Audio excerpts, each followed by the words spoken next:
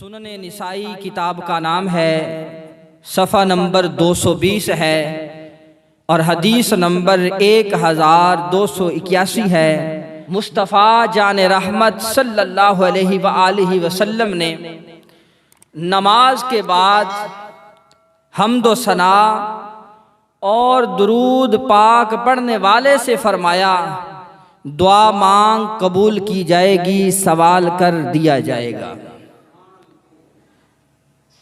اللہ رب العزت ہمیں کثرت سے درود پڑھنے کی توفیق عطا فرمائے اور جانے جانا علیہ الصلاۃ والسلام سے والہانہ محبت کرنے کی توفیق عطا فرمائے۔ آج چونکہ موضوع نماز فجر کے فضائل کے حوالے سے ہے، سورہ طٰہٰ ہے، آیت نمبر 14 ہے۔ وہ رب لم یزل فرماتا ہے وَأَقِمِ الصَّلَاةَ لِذِكْرِي، اور میری یاد کے لیے نماز قائم رکھ۔ اور دوسرے مقام پر ارشاد فرمایا، سورۃ النساء ہے، آیت نمبر 103 ہے، پارہ 5 ہے۔ وہ رب لم یزل فرماتا ہے ان الصلاۃ کانت علی المؤمنین کتابا موقوتا، بے شک نماز مسلمانوں پر وقت باندھا ہوا فرض ہے۔ اب نماز تو ہمارے اوپر وقت باندھا ہوا فرض ہے، کیونکہ نماز جنت کی کنجی ہے، نماز مومن کی معراج ہے، نماز دین کا ستون ہے۔ مگر نماز فجر یا نماز ظہر یا نماز عصر یا نماز مغرب یا نماز عشاء، پانچوں نمازیں ہوں یا نماز نفل ہو، نماز اوابین ہو، کوئی بھی نماز، جب بندہ رب کی بارگاہ میں کھڑا ہوتا ہے، اللہ تبارک و تعالی کے پیارے حبیب فرماتے ہیں نماز مومن کی معراج ہے۔ عزیزان گرامی قدر، توجہ سے سماعت فرمائیں کہ اللہ تبارک و تعالی اپنے بندوں سے کتنی محبت فرماتا ہے۔ حدیث پاک کا مفہوم ہے، آقا کونین صلی اللہ علیہ وآلہ وسلم نے ارشاد فرمایا، جو بندہ رات کو نماز عشاء پڑھ کے سوتا ہے پھر با جماعت فجر کی نماز پڑھ لیتا ہے، رب اس کی ساری رات عبادت میں لکھ دیتا ہے۔ کتنا مہربان ہے۔ کوئی ہے ایسا کہ تھوڑی سی ڈیوٹی کرے پھر سو جائے، پھر صبح تھوڑی سی ڈیوٹی کرے اور پوری دیہاڑی مل جائے؟ کبھی بھی ایسا نہیں ہوتا۔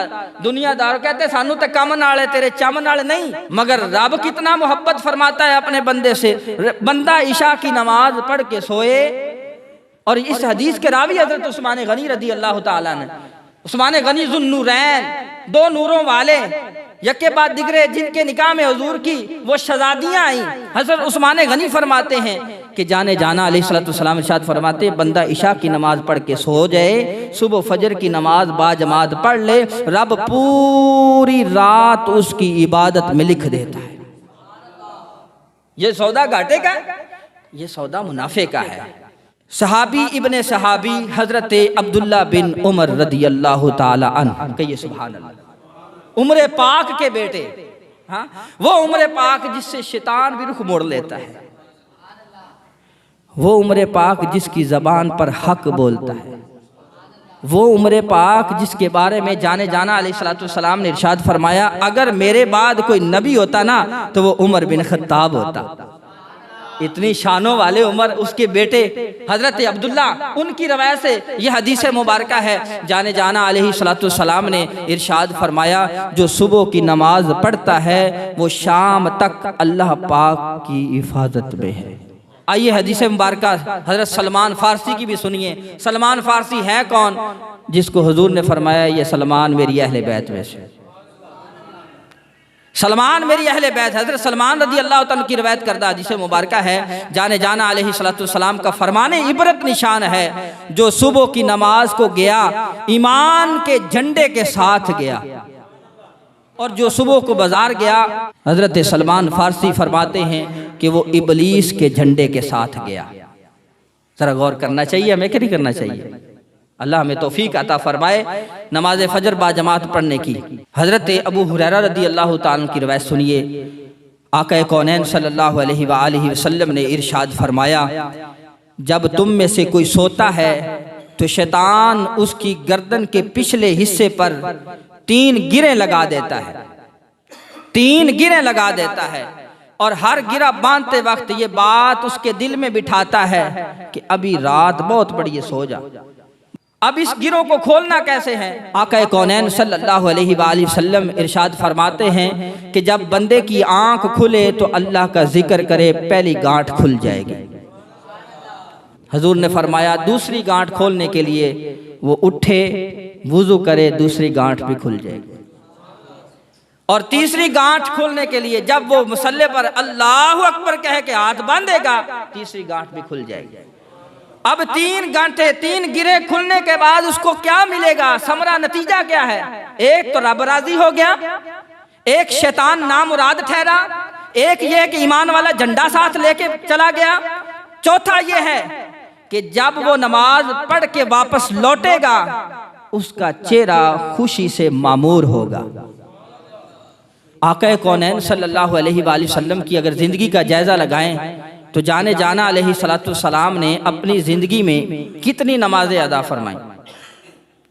جب شب معراج سے واپس ہوئے، نماز کا تحفہ ملا، تو آقا علیہ السلام نے اپنے حیات ظاہری کے اندر، یعنی دنیاوی زندگی کے اندر 11 سال 6 ماہ ہے حضور کی زندگی جس میں نماز فرض ہوئی، تو حضور نے کتنی نمازیں ادا فرمائیں؟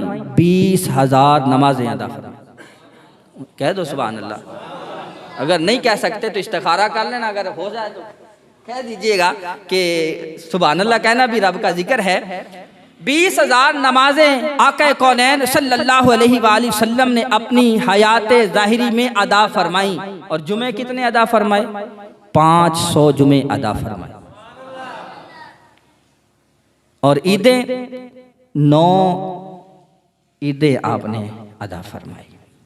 جو کائنات کے محبوب ہیں، وہ رب کے مطلوب ہیں، وہ رب کے منظور ہیں، جب وہ نماز نہیں چھوڑتے تو امتی کا حق بنتا ہے نماز چھوڑنے کا۔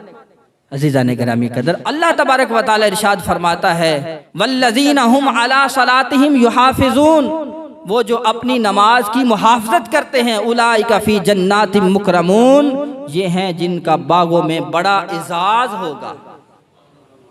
یہ بے نمازیوں کے لیے نہیں ہے، یہ نماز پڑھنے والوں کے لیے ہے۔ تو نماز فجر کی فضیلت بہت زیادہ ہے۔ اللہ رب العزت ہمیں نمازوں کی پابندی کرنے کی توفیق عطا فرمائے۔ آقا علیہ السلام نے ارشاد فرمایا اگر بندہ وقت میں نماز قائم رکھے، توجہ سے سنیے گا، اگر بندہ وقت میں نماز قائم رکھے تو رب فرماتا ہے میرے بندے کا میرے ذمہ کرم پر عہد ہو گیا، جس کے ساتھ میرا عہد ہوگا میں اس کو کبھی عذاب نہیں دوں گا۔ عزیزان کرام قدر، اللہ تبارک و تعالی ہمیں آقا کونین صلی اللہ علیہ وآلہ وسلم کی محبت میں سرشار رہنے کی توفیق عطا فرمائے، اور محبت قدم بڑھتے رہنے کی توفیق عطا فرمائے، کیونکہ نماز اللہ پاک کی خوشنودی کا سبب ہے۔ اونچی آواز سے کہہ دیجئے گا، جانے جانا علیہ السلام کی آنکھوں کی ٹھنڈک نماز ہے۔ انبیاء کرام علیہ السلام کی سنت نماز ہے۔ نماز اندھیری قبر کا چراغ ہے، نماز عذاب قبر سے بچاتی ہے، نماز قیامت کی دھوپ میں سایہ ہے، نماز پل صراط کے لیے آسانی ہے، نماز نور ہے، نماز جنت کی کنجی ہے، نماز جہنم کے عذاب سے بچاتی ہے، نماز سے رحمت نازل ہوتی ہے، نماز دعاؤں کی قبولیت کا سبب ہے، نماز بیماریوں سے بچاتی ہے، نماز سے بدن کو سکون ملتا ہے، نماز سے روزی میں برکت آتی ہے، نماز بے حیائی اور برے کاموں سے بچاتی ہے، نماز شیطان کو ناپسند ہے، نماز قبر کے اندھیرے میں تنہائی کی ساتھی ہے، اور نماز نیکیوں کے پلڑے کو وزنی بنا دیتی ہے۔ نماز مومن کی معراج ہے، اور نماز کا وقت پر ادا کرنا تمام اعمال سے افضل ہے، اور نماز کے لیے سب سے بڑی نعمت جو ملے گی وہ جنت میں رب کا دیدار ہوگا۔ اللہ تعالی ہمیں نماز پڑھنے کی توفیق عطا فرمائے، آمین بجاہ نبی الامین صلی اللہ تعالی علیہ وآلہ وسلم۔